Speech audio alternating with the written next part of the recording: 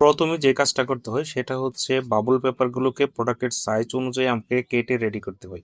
আর আজকে বাইরেও প্রচুর পরিমাণে বৃষ্টি হচ্ছে।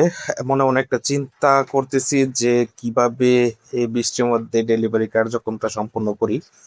বাই দ্য ওয়ে, কিছু করার নাই, আজকে ডেলিভারি কার্য সম্পাদন করতেই হবে, নতুবা গ্রাহকের কাছে পণ্য পৌঁছাতে দেরি হয়ে যাবে। তাই কার্যক্রম চালিয়ে যাচ্ছিলাম, আর ভাবতেছিলাম একটা না একটা উপায় হবে, আল্লাহ একটা ব্যবস্থা করবে, সমস্যা নেই।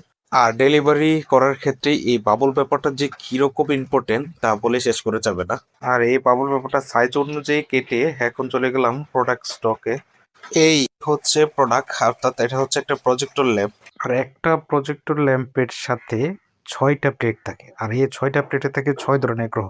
তারপর মালগুলোকে একত্রিত করে নিয়ে আমি বের হয়ে গেলাম ডেলিভারি দেওয়ার উদ্দেশ্যে, অর্থাৎ প্যাকিং এর উদ্দেশ্যে।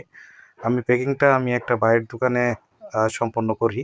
তো এখন বাইরে হয়ে গেলাম, বাইর হওয়ার পর দেখতে পেলাম যে কি পরিমাণ বৃষ্টি।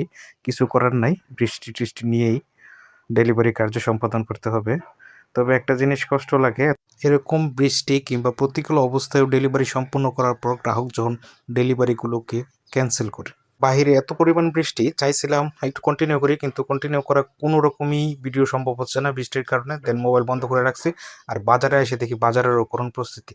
তাছাড়া বাইরের দোকানেও পানি টানি গিয়ে একবারে শেষ। উনি অনেকক্ষণ ধরে পানি টানি পরিষ্কার করার পর দেন আমি আমার প্যাকেজিং সম্পূর্ণ করলাম।